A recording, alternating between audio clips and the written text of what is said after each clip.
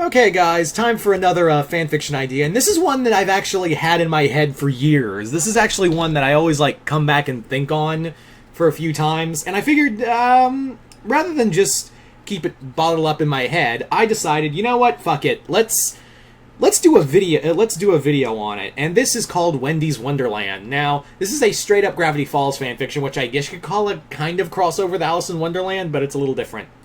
So the story is about...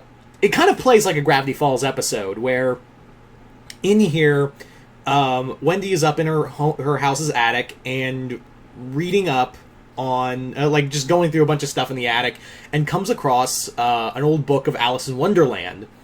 And in here, she's like, oh, it has a lot of importance to her because this is the book her mother would read to her as a child. And in here, I had the headcanon that she was young. She was the only one who really remembers her mom out of her siblings. She's the one who really remembers her mom.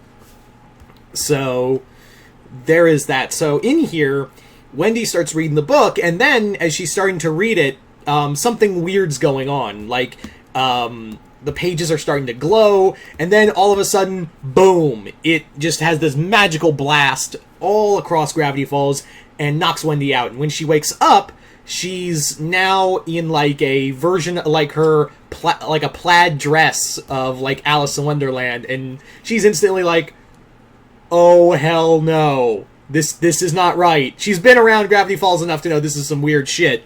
So now she's stuck in a Gravity Falls version of Wonderland, and everyone is now a character in Alice in Wonderland. So she's instantly like, oh, god damn it. So I know what I gotta do now.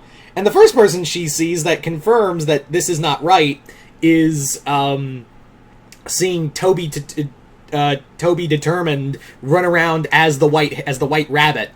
And Wendy, that's the moment Wendy goes, oh no. No, this cannot be happening, not me. No. So her first deal is to hopefully go to Dipper and to go to the Mystery Shack to see if they're affected too. And guess what? They are, because Dipper, Mabel, and Seuss are the Mad Hatter, the March Hare, and the Dormouse. And the Mystery Shack has been turned into a tea party. And the moment Wendy sees Dipper as the Mad Hatter, she's instantly like, oh no. And here's the thing, is that everyone calls Wendy Alice. They're all acting like a book character, like the character in the book, but Wendy's acting still like Wendy. So, in here, she's trying to be like, look, I need your help, I'm, this isn't right, and maybe we can fix the world. And Dipper as the Mad Hatter is like, fixed? What's wrong with being mad? And and she's like, oh god, Dipper, please, just help me out here. Mabel, of course, is the March Hare, and Seuss is the little Dormouse. So, when she's drinking tea with them, Seuss pops up in her teacup, and she's like, of course you would be the Dormouse. And she already is, guessing who's gonna be who. And when she encounters the caterpillar, it's Stan, and she goes, that's exactly who I thought you would be, Stan. This is exactly who I thought you would be. Now, you're probably wondering, well, who's the Cheshire Cat in this story? Who is the Cheshire Cat? Well, it's more not so much Cheshire Cat as it is Cheshire Pig. So yeah, Waddles is the Cheshire Pig. And if this was an episode, my pick for Waddles' voice in this story would be Tim Curry, voice actor extraordinary. So just imagine Tim Curry doing Waddles' voice. That's how I imagine him as the Cheshire Pig. You also have, of course, you can probably guess who the Red Queen is. It's Pacifica, of course. That's another thing. When Wendy encounters Pacifica as the Red Queen, as the Queen of Hearts, she instantly goes, "Yep, I guessed that one a mile away." Wonderful. And Gideon is the king, who's just kind of skittish and all that. You also have Tambry, who is one of the flowers. You've also got Thompson and Lee as the Walrus and the Carpenter. Not Walrus and Carpenter, it's Tweedledee and Tweedledum. And the whole time, Wendy's trying to go through the story and figure out how to fix this. And her best guess was to essentially just play the whole story out. But as she does, she realizes that something's a little off here.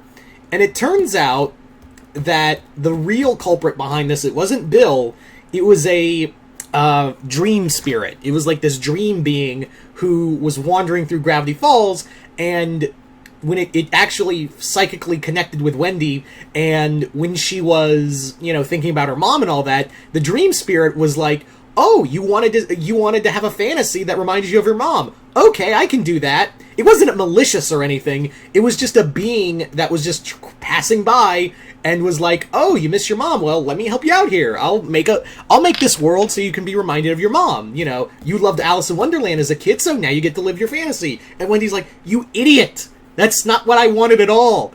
This is just a memory. This is all just like some cruel fantasy. Get rid of it. And the dream spirit is like, oh, I misinterpret this a lot, so I'll fix it. So the spirit fixes the reality, and everyone of course forgets except Wendy. And Wendy tells everyone, "Hey, you guys were Alice in Wonderland." And Mabel of course is like, "And you let him fix everything? No, I wanted bunny ears. You could have told him, hey, how about you fix everything, but let Mabel keep the bunny ears." No, you don't do that for Mabel. No, whatever. Thanks a lot. You've ruined my bunny fantasies.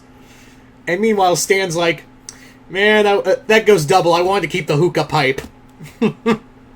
Anyway.